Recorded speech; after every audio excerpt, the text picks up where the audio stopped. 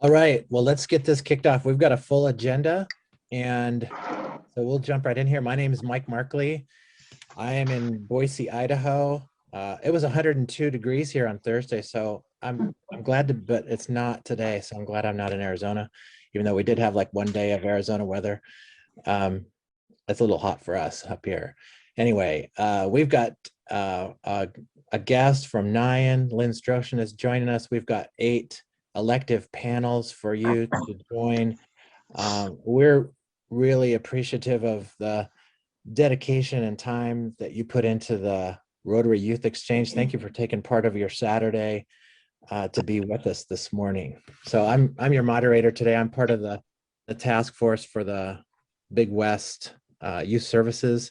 I'm going to actually turn it over to the chair of our task force, Chris Miller, who will say a few words about what we're up to and what this is, and then we'll come back. I'll show you the agenda, and we've got some polls coming up next. So I'll turn it over to you, Chris. Thank you, Mike. A few words. Back to you. All joking aside, welcome everybody. Thank you so much for being here. We are glad that you were able to join us today. The Zones 26-27 task force started officially in early 2020, and we are excited to continue to support different networking and professional development opportunities for you all to work and support and develop youth programs. So we're excited that you are here. The task force is currently comprised of 8 steering committee members, and we recently started a communities of practice model, although the communities of practice are on hold at the moment for the next few weeks as we work with zone leadership to provide a greater kind of structure and purpose. But we're excited. Hopefully by the end of summer, we will be able to go live with our communities of practice. And one of the communities of practice is Youth Exchange, which of course is what we're here today. So we'll encourage you to take as much as you can today. This session is going to be recorded, as well as the breakout rooms. So they will be posted on our YouTube channel in the coming days. So again, thank you so much for being here. Actually, within probably next week or two, our information will be posted on the Zones website about kind of who we are as a task force. So keep a lookout for that. In the meantime, if you have any questions, feel free to send me, a chat. And I just turn it back to Mike. Mike, thank you so much. All right. I think next on our agenda, and just to jump into it, we have some polls for you all to take, just to kind of get some information from you on what's happening within your programs. So Chris, do you launch that, or Art? No, I'm launching it, and okay. You should see the first one on the screen. Unlimber your mouse and prepare to press the button and select in the year prior to the pandemic shutdown to the RYE program. How many long-term outbounds did your Rotary district sponsor? Well, you know the answer to that? Would you want one poll from each district, or should all of us take the poll? Just all of you participate. We won't try to pick one from each district. Just kind of get a general feel here. I made a mistake and answered for 50-20. So disregard it, because I put 1 and that's not correct. Okay. No, Jillian, we did quite a few more than 1. Yeah, we sure did. Thanks, Mike. Okay, I think everybody's had a chance to press the button. We're going to end the polling and show you the results here. And 23% of you said you sent out 6 to 10. And you can see how the distribution was there. Very, very interesting. We have 18% that sent none, but we have 10% of you sent out more than 20. That's pretty healthy programs. Great. Okay. I'm sorry, I don't think I showed you the results. There they are.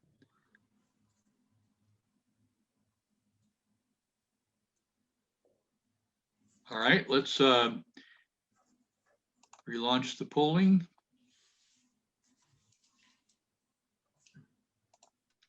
And go to the next one.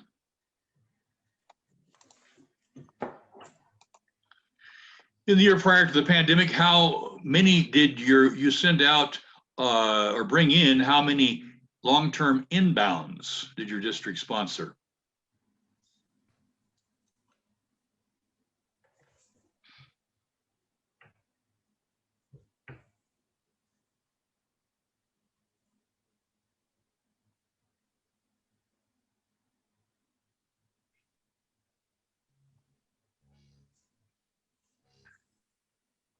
Okay, we got 26% of you said you sent out or you brought in 6 to 10 of these.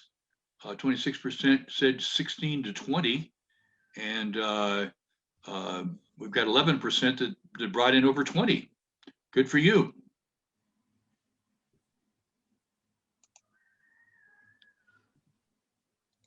Our third poll. In the year prior to the pandemic shutdown, how many short-term exchanges did your Rotary district sponsor? You need to relaunch. There you go.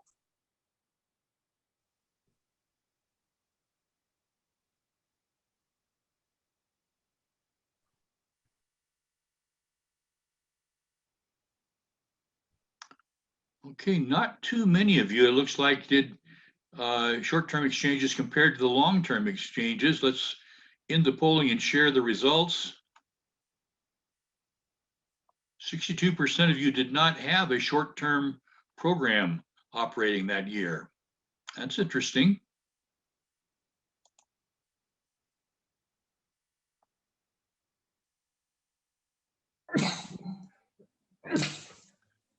On our fourth poll here, do you feel your Rotary district is effectively using your short-term exchange program to grow your long-term exchange program? Yes, no, not applicable.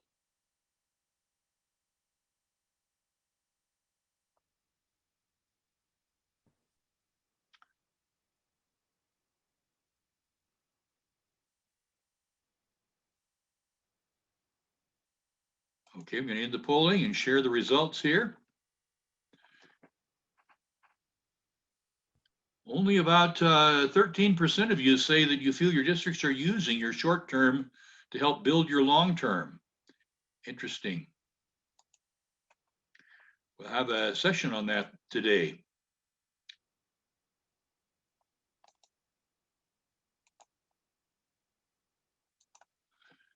Has your Rotary district ever developed and sponsored a virtual Rotary Youth Exchange program?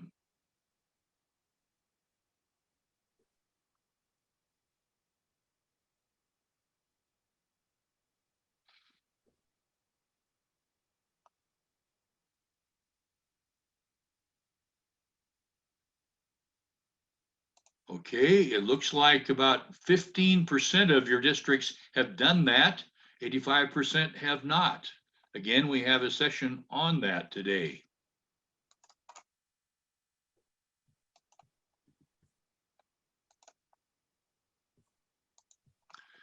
Does your Rotary district utilize behavioral contracts with your inbound RYE students to help reduce the number who may need to be sent home early from their exchange?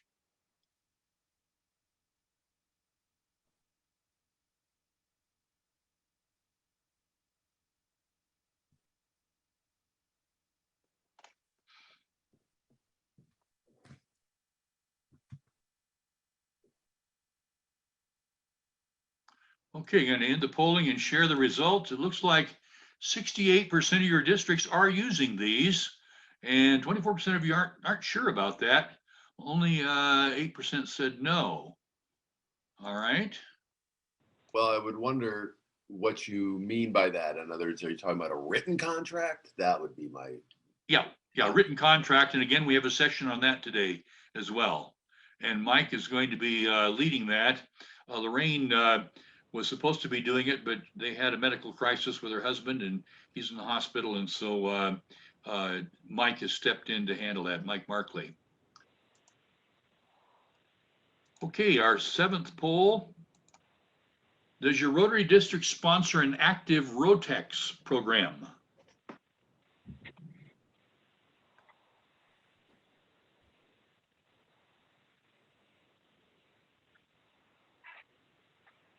And we have a couple things on Rotex today, so. Okay, we're gonna end the polling and show you the results on that. Looks like about 36% of you do, 33% don't, and 31% of you aren't sure. Okay, and now for our final poll this morning before I turn it back to Mike. How effective do you feel your Rotary District has been in marketing to Rotarians and others the benefits they may experience from home hosting inbound students? Very effective, moderately effective, minimally effective. Our district sucks. No, it says our district does a lousy job of it.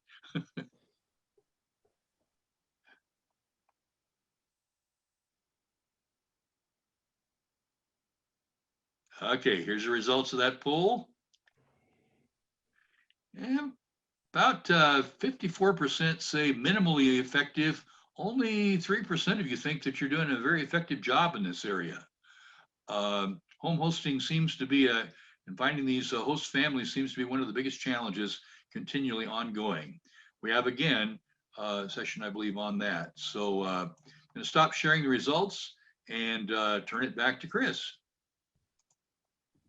And I'm sorry, back to Mike. All right, thank you very much. Interesting information for us as we go forward into these discussions. We've got 2 sections here of this main session left.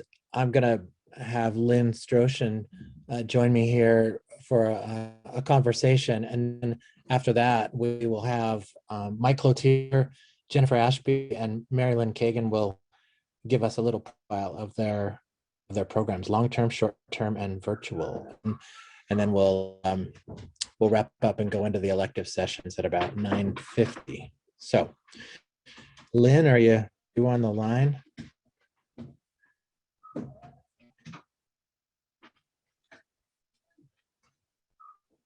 Yep, I'm here. All right. Well, welcome, Lyn. Lyn Stroshin is the current president of the North American Youth Exchange Network. Many of you as youth exchange leaders, I'm sure have heard of Lyn, attended a NAYEN conference, otherwise benefited from NAYEN, and I imagine that some on the line haven't been as familiar with it. So we're having Lyn join us to tell us a little bit about it. She is wrapping up her 2-year term this spring. It was definitely not in the brochure for her to take on this role during a pandemic, as it was for any of us, really, right? But thanks for being here, Lyn. Oh, my pleasure. Thanks for your leadership through these strange times.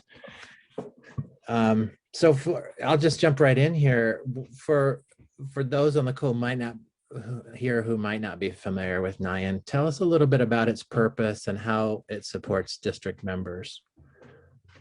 Okay, well, first of all, thank you for the invitation. I see many familiar faces, so I hope I don't make any mistakes here.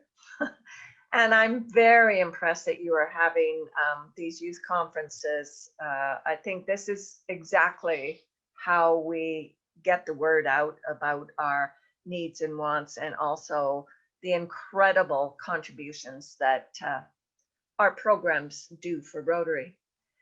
So NAYEN is composed of 3 distinct countries with 3 distinct cultures, and that is Canada, the United States, and Mexico.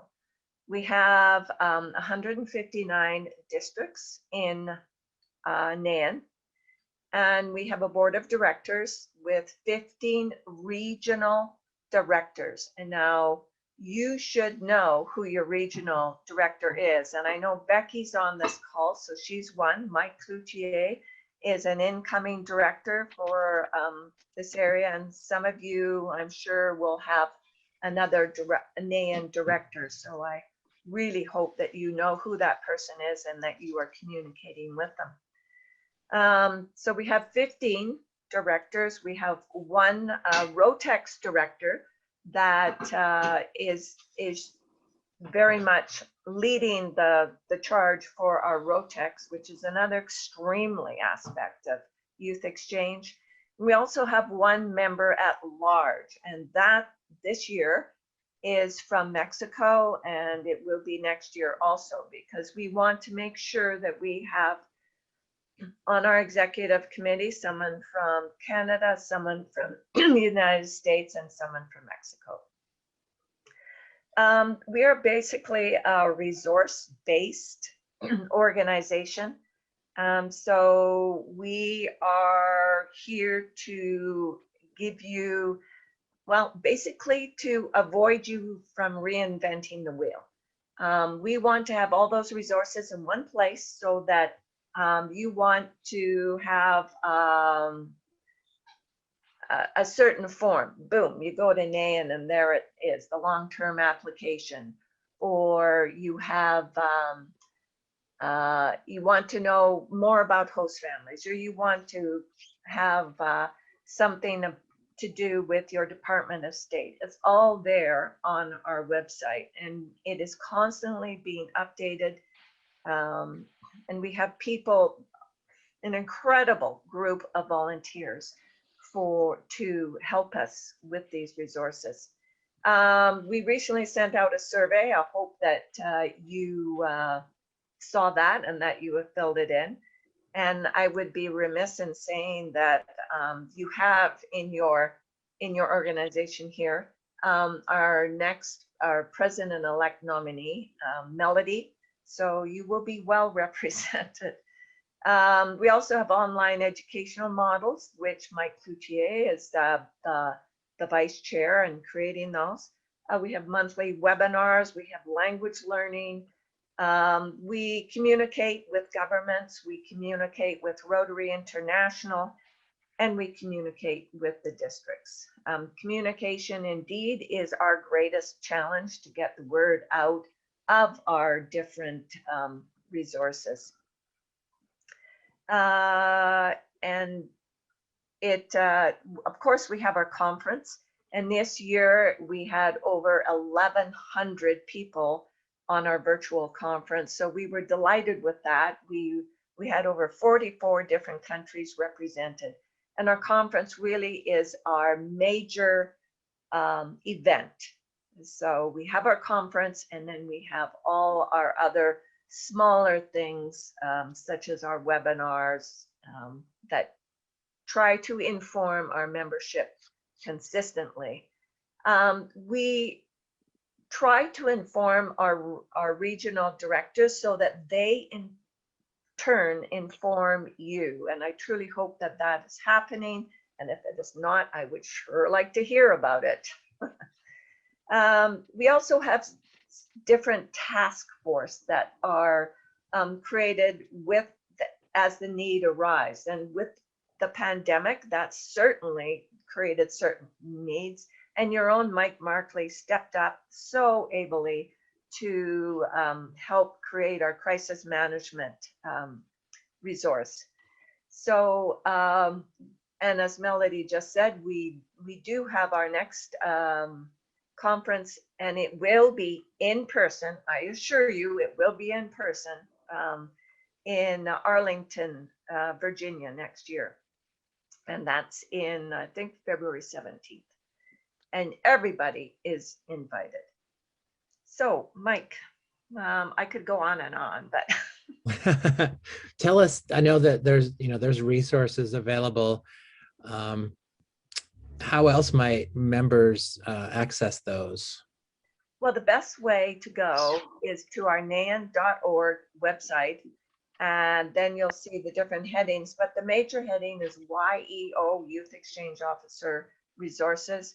And under that heading, you will see everything from host families to crisis management plans, to templates, to applications, to first night questionnaires. Yeah, it's a huge resource. And another way to get resources is to contact your regional director.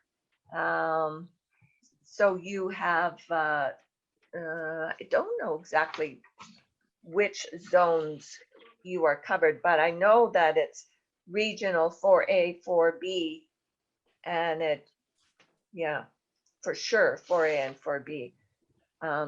And contact your regional directors if you need something, and they should be able to point you in the direction that you need to go. Great. Thank you. So looking ahead here, we're about at the halfway mark of a 2-year hiatus.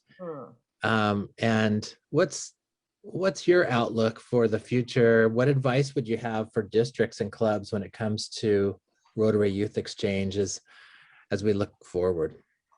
Well, what I'd like to say is that you can't give up.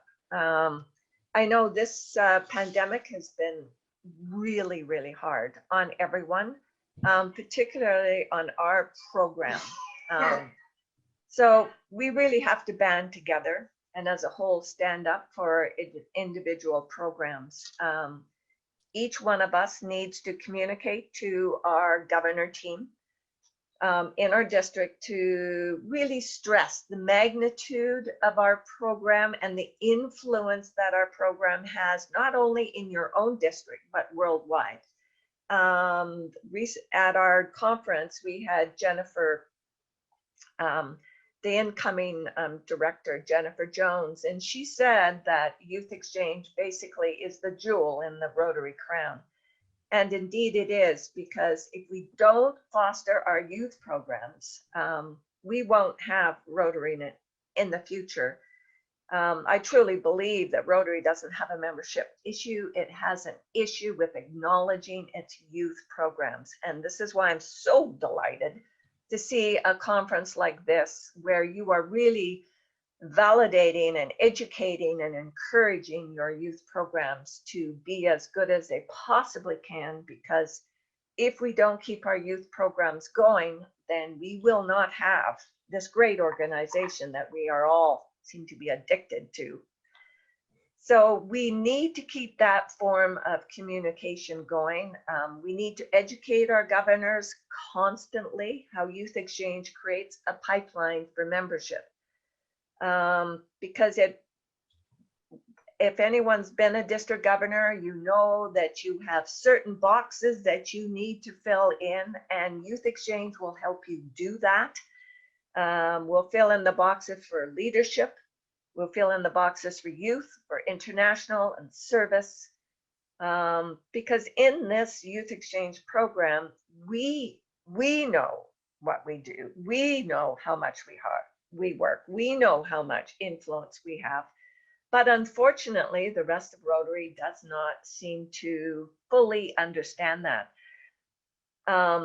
I don't think there's any program in Rotary that is better run than Youth Exchange. Of course, I'm talking to the choir here, but I think it's, when I was district governor, I would often reference the Youth Exchange program for other committees, so that they could see how well run the committee can be. So it's so important that we keep up the enthusiasm, that we keep up the good work, and that we keep the communication lines open. It has been said that we're not only fighting a pandemic, we're also fighting an info pandemic.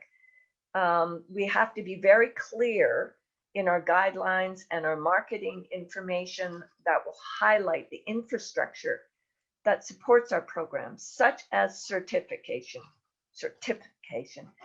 And because I think that so many people look at Youth Exchange and go, oh, that's a liability. And frankly, that's what they're often told at the president-elect's training, and also on the governor training. They're told, oh, this is huge liability. Well, we've got to inform them and educate them that this is not so, that we've done all that work and that those bases are covered. And as Rotary Youth Exchange deals with minors, each youth exchange committee is probably the most organized committee and programs that each district has. So we can't just wring our hands and worry. We need to stand up to our governors. We have to make sure that we have got our governor's signatures on our programs, that our governors are involved in our programs, and that our entire Rotary clubs know that the value of a program, because basically in a crisis, there's always an opportunity and there's always potential. So we're hoping that this pandemic has allowed our programs to regroup, to clarify their values, to weed out anything that did not work, because let's face it, our program will never be the same. Our world is not the same. So how could our program ever be the same? So Mike? our Rotary Youth Exchange program is strong enough to withstand this crisis. So it really is important that we fully embrace that, and that we know that, and that we have the resources to keep our Rotary Youth Exchange wheel moving, because we really do. We do have the crown in the Rotary crown, the jewel in the Rotary crown. Yeah. Wow. Lynn, thank you so much for that. I find that very helpful and inspiring as we go into this preparation for our relaunch next June. Or lots of work to do for our districts, in the interim. These are 24, 36-month cycles, really. So there's always work to do here. So thank you for your words on this. We appreciate it. Well, you're most welcome. But I just really want to stress that we have everything in place, and it's just keeping the enthusiasm and the communication going, and we will be just fine. All right. Well, thank you very much. Thank you. All right. And thanks for joining us this week. And I understand your district has its own conference going. Yes. So thank you for splitting your time and spending a little bit of it with us. You're welcome to join us for the rest of this as you Great. like. Thank you.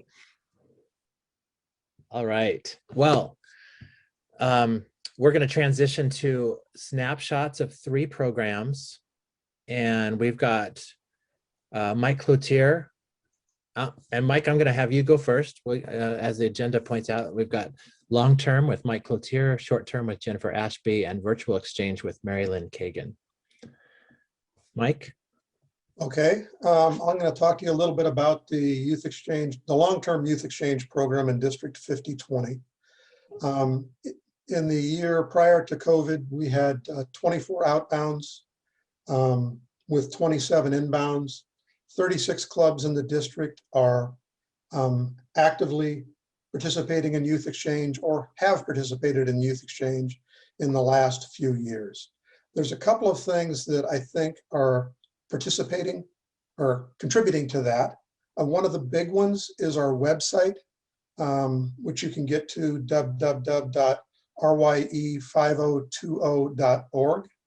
And I want to go ahead and share my screen for a second so that you can see that, because there are a couple of things about it that make it a little bit unusual. So if I can switch screens, so you should be seeing my screen, I hope.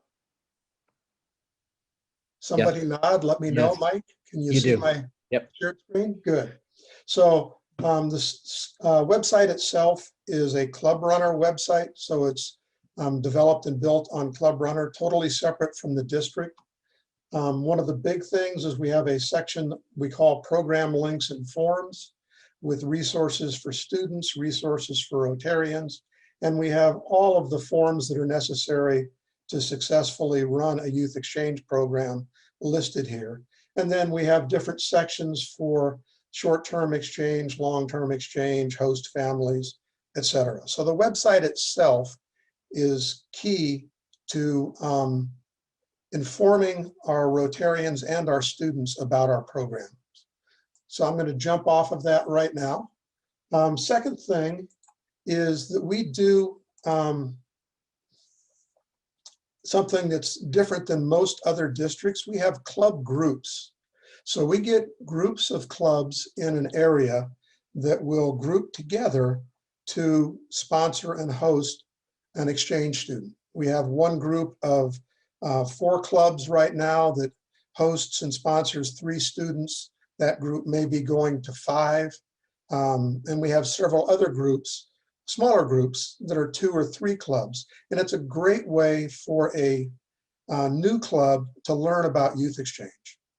So in order to make that work, we have one club who is legally responsible for the student. Their name, their club president, their club YEO and counselor go on the guarantee form, but the other club can provide counselors, they can provide funding, they can do many, many other things to help that work. And we found that by working together as a group, you know, many hands make light work. It works extremely well for us.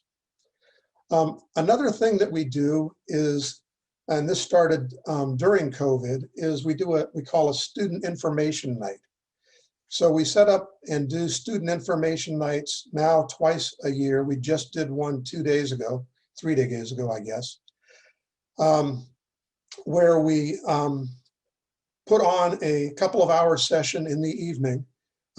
We go out via social media and tag all of the schools in the district, both US and Canadian, so that students know about that.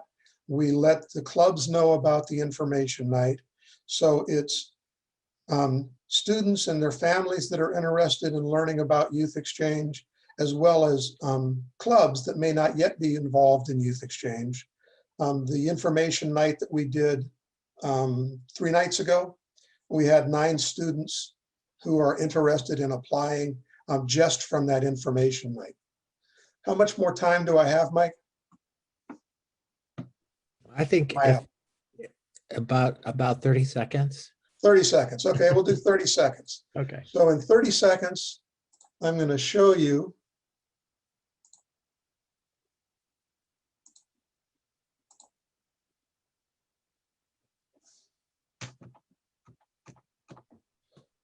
this is the flyer that we put out. I'm assuming you can see this. Yep.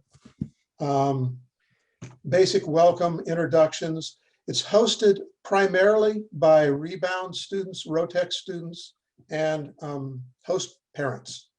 So there are a few committee members involved. Everyone else there is a student or host family. We tell them about Rotary. We tell them why to use our use Rotary Youth Exchange. And then we have each student reflect on their year away, talk about the types of exchange, and then we have host families talk about their experiences. Very, very helpful. And then we do a little bit about the logistics. So is that about an hour long? It runs about 2 hours when we do the whole thing, because we spend a little bit of time going through the nuts and bolts. It's about 5 to 10 minutes each student and each host family. Normally we'll do at least 3 students and at least 2 host families. Great. So that's over a half an hour right there, just Yeah. them talking about their experiences. And All that's right. what makes it a success. Yeah, those are great ideas. Thank you, Mike. Thank you for sharing that.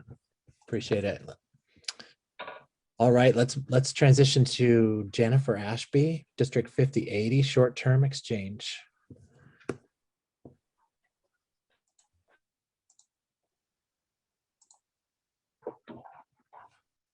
Yeah, takes me a while to unmute. The silver lining on all this, though, is that I feel a lot more unity with other groups.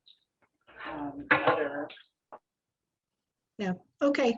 So I'm just going to talk a little bit about short-term, kind of broadly why short-term for everybody, but also with our club. We have had a short-term program for a long time. Usually it's been 4 or 5 kids. A few years ago, I took over and we had it up to about 8 kids each time. But the year right before COVID, we had 4 again. So I really want to work on building when we get out of this slump. or pandemic. Anyway, so, and this does vary for, other places have different lengths of time, but it's a family to family exchange, 60 days. So 30 days in one country, 30 in the other. And the kid will go to another country, stay with a family, and bring back the kid from that family to stay in their home. They're matched usually based on age, country, preference, and interests. Usually gender, but sometimes if we can't get a boy, girl match, we'll do girl, boy. What we do is Europe and South America, but that's a little hard, the South America thing, because the school years are different. The reasoning is like long-term to promote world peace, cultural exchange. A lot of people think of it as a summer vacation. It's more than a summer vacation. It's the same idea of building world peace. And it also gives the kids a chance to travel. The pictures probably tell you more than what I'm saying about the fun things. On long-term, people come and live day-to-day life. Short-term, you're expected to take the kids out and really let them experience things like rafting and that kind of thing. A lot more focus on the family being available to show them around. A lot of people like doing STEP because it's less expensive, less time away, and they don't have to miss their year at school. But it's a really good way to get kids who are scared to try something new and exciting, and then hopefully want to do long-term afterwards. And then for the clubs, you have a built-in host family, which is a huge thing. At least for our club, we really have trouble finding host families. So, and one of our most powerful things is that we used to have a camp where the short-term would just come for half a day and they'd be separate. Now we have them for the whole camp, and they get to see the long-term training, and they get really excited and want to do that. So that was very brief because I didn't want to go over time, but if you have questions, you can come into the, I have 2 sessions where we're going to talk about using short-term to feed long-term. Ours has been a really good group. How much time do I have? Am I almost done? Yeah, you got another minute. Oh, okay, good. Last time I had too much stuff, so what's been kind of fun is having the classes of short-term kids. So the last group that went out had did their own Facebook group, and so kind of kept in touch afterwards and stuff. So that was really nice. But yeah, short-term is, I think it's a really exciting thing in and of itself, but it's also a way to get kids really excited about long-term and get them over some of their fears. So if you have questions about or want to talk about it, come to the session. That's great. Thank you, Jennifer. And we appreciate you being here today to offer that up. So yeah, that's one of our elective sessions, and you can, all of our sessions are offered twice, so you can select it next or during the last session. All right, let's see. We'll move over to Mary Lynn Kagan, District 5180, virtual exchange. She's on remote assignment in Coeur d'Alene this week, though. So thank you, Mike, and thank you for the opportunity to share what we've been doing. In 2020, when we were all notified that we were shutting down because of the pandemic and the issues that came with it, it was, of course, hard to send the kids home that we had here and bring kids home. But on top of that, we had the horrible task of telling the outbounds that were planning to leave in July of 2020 that they could no longer go. And this was pretty devastating. And so after everything was handled during the commotion and confusion that was going on, our district committee got together and started talking about the virtual exchange. And for about 6 months, we looked at the opportunities and how we might do this. We did not want to disappoint another group of outbound students. And so our district decided before Rotary International said we could have no students during the 2021 year, that we just weren't going to solicit for long-term. So we started working on the virtual exchange program, and we looked at some that had occurred previously, Ohio Erie and some of the other ones that have been doing the virtual. And then we started setting up and structuring the one that we wanted to do. So we held our first virtual exchange. It's 8 weeks. It ran from February 13th, where we had our first orientation, and it was over on April 17th. During these, the students are matched. So we have an inbound and an outbound that are matched, a US student and then a student from another country, and they become the matched pair. We also have counselors from the hosting or sponsoring club that are involved, and everybody is vetted. So the students meet once a week during that time. And then we hold 3 group Zooms during the time span, and the chairs from the other countries come, the counselors, representatives from clubs, and the students during their meetups will make little short videos, and we'll show those videos. So we saved all of those, and we had them, each student had a Dropbox file that was shared with them, so everything was kept confidential. We were very careful with the youth protection and how we did that also. But from the videos that the students gave us in the first round, we made a marketing video, which I'll show. It's only a minute. And we are starting to recruit for our second virtual exchange, which will begin August 14th and end on September 25th. So I have a PowerPoint during my session I'll show. It's a short PowerPoint, but we can go into more of the details during that time. But I just wanted to show you the marketing video that we had made from the videos that the students did. So hopefully this will work well. Now, where do I go to share my screen? Where is it? There it is. Okay. Watch for a little button to share. Yep, I found, oh, I don't know if I did the sound. Should I go back? Maybe. I think we've got it. Okay. All right. So I'm going to start this. Hopefully it works okay.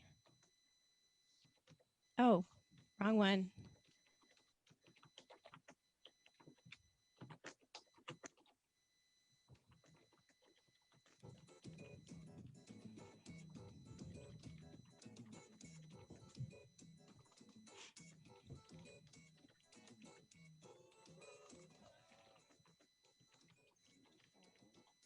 Not hearing any sound if we're supposed to.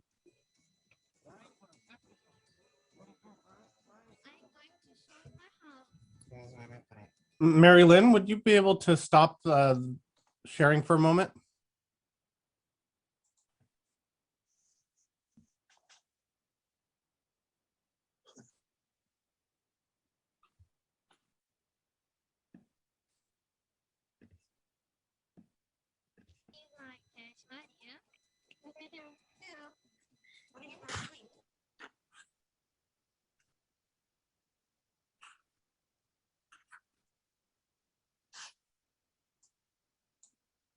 I don't know if others, but I'm not getting any sound. Yes, Mary Lynn, are you able to stop sharing for a moment, please? You can't hear us. Okay. Can you stop?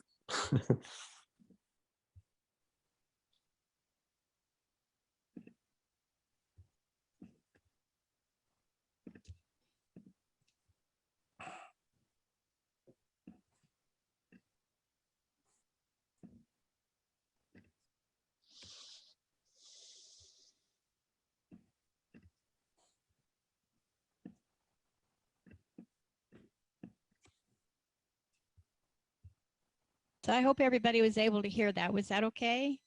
No, we couldn't hear. No, unfortunately. So when you share a screen, what you Okay, have to I had do to is- click the sound. The sound. Yeah, but if you can put it, oh, perfect. Thank you for putting the Oh, video. hold on.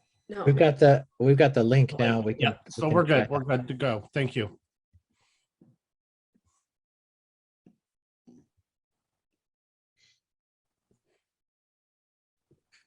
Mary Lynn, did you have more to share on the virtual exchange? I know you've got you've got a couple sessions coming up. Folks can jump in there. Exactly.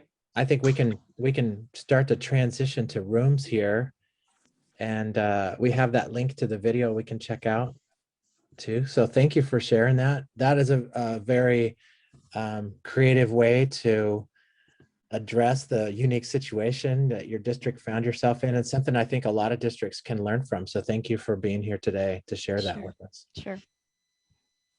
All right, Chris, let's move to the rooms. I don't know how you instruct this, but. Yes, so thank you, Mike, and thank you everyone for those of you that shared. Very insightful. I'm looking forward to learning more for those of you that are leading breakout sessions. So I'm going to go ahead and open up the breakout rooms. If you have an updated version of Zoom, in a moment when I open up the rooms, at the bottom bar where the little different options are, there will be a option that says breakout rooms and join room. And so I have gone ahead and in fact, I'll share this screen. So these are the elective topics.